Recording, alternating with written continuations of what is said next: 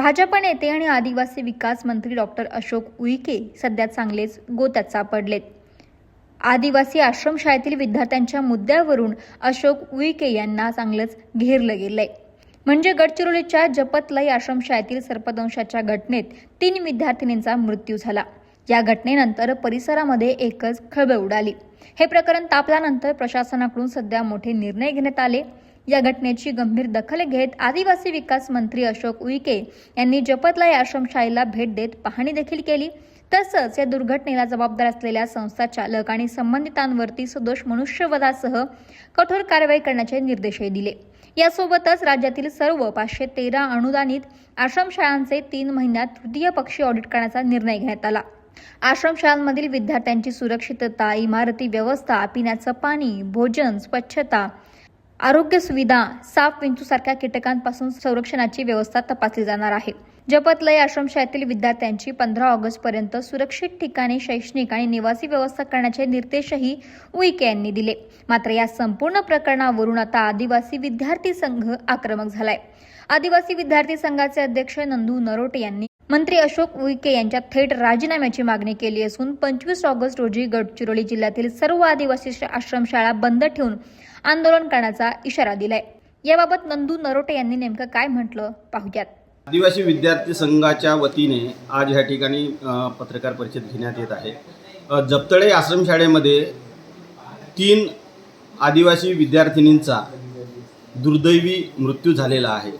याला जबाबदार संबंधित अधिकारी, संबंधित संस्था असल्या तरी अनेक आदिवासी विद्यार्थिनी ह्या मलेरियामुळे किंवा पाण्यामध्ये डुबून आणि विषबाधा होऊन मरण पावलेले आहेत। आदिवासी मुलींचे वसतिगृह, अनुदानित आश्रमशाळा आणि इतरही आदिवासी समाजाला ज्या समस्या भेडसावत आहेत, याला महाराष्ट्र राज्याचे आदिवासी विकास मंत्री हे स्वतः आदिवासी असून श्री अशोक उईके हे याला जास्त जबाबदार आहेत। त्यांनी राजीनामा द्यावा, अन्यथा आदिवासी विद्यार्थी संघाच्या वतीने येत्या 25 ऑगस्टला गडचिरोली जिल्ह्यातील संपूर्ण आश्रमशाळा बंद करून हा राजीनाम्याची मागणी करीत आहे। एवढंच नाही, सामाजिक कार्यकर्ते रमेश पाटील आणि आदिवासी विकास मंत्री अशोक उईके यांची एक ऑडिओ क्लिप समोर आली आहे। गडचिरोलीच्या आश्रमशाळेतील दोषींवरती मोकोकासारखे गुन्हे दाखल करण्याची मागणी रमेश पाटलांनी केली आहे। कारवाई न झाल्यास मंत्र्यांच्या तोंडावरती शाई फेकण्याचा इशारा त्यांनी या ऑडिओ क्लिप दिलाय। मात्र समोर आलेली ही ऑडिओ क्लिप खरी की खोटी याबाबत सकाळ माध्यम समूह कोणतीही पुष्टी करत नाही। हे अनुदानित आश्रमशाळा आहे। अनुदानित आश्रमशाळेला प्रत्येक विद्यार्थ्या मागे पैसे देतो। 1992 पासून अनुदानित आश्रमशाळा सुरू झाली। त्या अनुदानित आश्रमशाळेच्या अध्यक्षाची जबाबदारी नव्हती का? हो बरोबर, माझं काय म्हणणं, मग जे अध्यक्ष आहे ना याच्यावर कारवाई करा, नाही ना पाठवा ना, करतो ना 100%। लोक पैसे खाता विद्यार्थी, मला एक सांगा, पण याचा पटापट निर्णय घ्यायचा आहे। माझं काय म्हणणं हे बघा, मोक्यासारखे गुन्हे दाखल करून सरळ आतमध्ये पाठवून द्यायचं, काही फरक पडत नाही, मरत चालत नाही। आता आदिवासी विकास मंत्र्याचा आणि आमचा अनुदानित आश्रमशाळेचा काही सोड, फक्त आम्ही अनुदान देणारे असतो।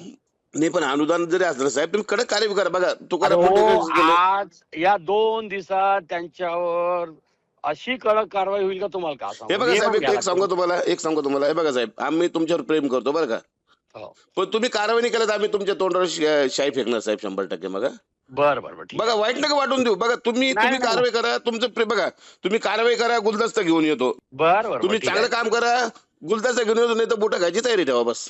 हो ठीक आहे।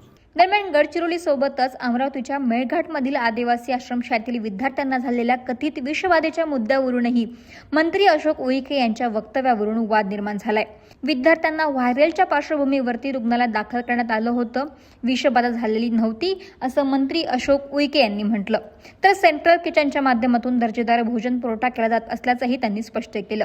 मात्र मंत्री अशोक उईके यांच्या या वक्तव्यावरून स्थानिक आदिवासी नेते आणि शिवसेना नेते मन्नादार शिंदे यांनी जोरदार टीका केली आहे। सेंट्रल किचनच्या माध्यमातून शिक्षण नव्हे तर भोजन पुरवलं जातं, मग मंत्री शिक्षणाचा उल्लेख का करत आहे असा सवाल त्यांनी उपस्थित केला। तसंच अन्न व औषध प्रशासनाचा अहवाल येण्यापूर्वीच विषबाधा झाली की नाही हे मंत्री अशोक उईके यांना कसं कळालं असा सवालही दार शिंदे यांनी उपस्थित केलाय। यावेळी अशोक उईके यांच्यावरती टीका करताना मन्नादार शिंदे यांनी नेमकं काय म्हटलं पाहूयात। आदिवासी विकास विभागाचे मंत्री अशोकरावजी उईके मेळघाटातील आदिवासी आश्रमशाळेतील वीज बांधासंदर्भात प्रसारमाध्यमात बोलताना म्हटले की वीज बांधामुळे विद्यार्थ्यांची तब्येत बिघडली नसून व्हायरसमुळे विद्यार्थ्यांची तब्येत बिघडलेली आहे. अजून ते समोर हे पण म्हणतात की सेंट्रल किचनच्या माध्यमातून आम्ही आदिवासी विद्यार्थ्यांना दर्जेदार शिक्षण पुरवठा करत आहे. संबंधित मंत्र्यांना हे पण माहीत नाही की सेंट्रल किचनच्या माध्यमातून शिक्षणनेही भोजन पुरवठा केला जातो.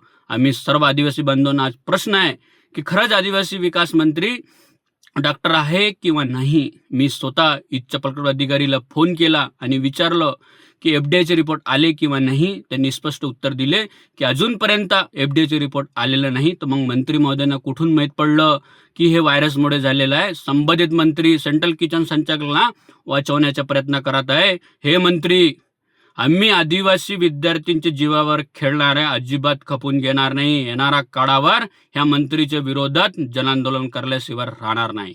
दरम्यान जपतलाई घटनेनंतर राज्यातील आश्रमशाळेतील विद्यार्थ्यांच्या सुरक्षेचा मुद्दा पुन्हा एकदा ऐरणीवर आलाय. एका बाजूला शासनाकडून 513 आश्रमशाळांचं तृतीय पक्षी ऑडिट करण्याचा निर्णय घेण्यात आला, तर दुसरीकडे आदिवासी विद्यार्थी संघाने मंत्र्यांच्या राजीनाम्याची मागणी करत थेट आंदोलनाचा इशारा केलाय. आता या संपूर्ण प्रकरणावरती आदिवासी विकास मंत्री अशोक उईके यांनी काय भूमिका घेतली आहे ते देखील ऐकूयात. अतिशय दुर्दैवी घटनेच्या माध्यमातून त्यांचं निधन झालं. 3 मुली उपचार घेत आहे. अशा परिस्थितीमध्ये ज्या संस्थेला अनुदानित आश्रमशाळा चालवायची असते त्यांनी आपली शाळा कशी चालवावं, विद्यार्थी कशी सुरक्षित ठेवावं, त्याची आचारसंहिता बनलेली आहे. त्यामुळे जिल्ह्याच्या सर्व बांधवांनी, पत्रकार बांधवांनी, समाजसेवकांनी संकल्प केला गेला पाहिजे की 100% अनुदानित असलेल्या आश्रमशाळेवर अशा प्रकारचा जर 3 मुली जाग्यावरच निधन होते आणि 3 मुलीवर उपचार होते, हे काही योग्य आणि ठीक नाही. आपण जे सुरक्षेच्या बाबत बोललात, अनुदानित आश्रमशाळा आणि शासकीय आश्रमशाळेच्या बाबत प्रत्येक प्रकल्प अधिकारी आणि APOकडे जबाबदारी दिलेली आहे. ज्या ज्या अनुदानित आश्रमशाळेमध्ये आमच्या प्रकल्प कार्यालयाचा अधिकारी त्या शाळेमध्ये व्हिजिट दिल्यानंतर त्या व्हिजिट बुकमध्ये काय नोंदणी केली, कुठल्या अडचणी लिहिल्या, याबाबतचा 1 वर्षापासूनचा अहवाल आम्ही तपासणार आहे. आणि ज्या ज्या अधिकाऱ्यांनी अशा प्रकारचं दुर्लक्ष केलं त्या सर्वांवर योग्य ती कारवाई सूचना देण्यात येईल. दरम्यान या दोन्ही प्रकरणांमध्ये अशोक उईके किंवा सरकार काय भूमिका घेतंय, कोणती कारवाई करतंय हे पाहणं महत्त्वाचं असणारच आहे. परंतु या दोन्ही प्रकरणांमुळे अशोक उईके मात्र चांगलेच गोत्यात सापडलेत, एवढं मात्र नक्की. महाराष्ट्रातील सर्व बातम्यांचे विश्वासार्ह व्यासपीठ, सकाळच्या सर्व सोशल मीडिया प्लॅटफॉर्मला लाईक, फॉलो आणि सबस्क्राईब करा. तसंच सर्व नोटिफिकेशनसाठी बेल आयकॉन प्रेस करायला विसरू नका.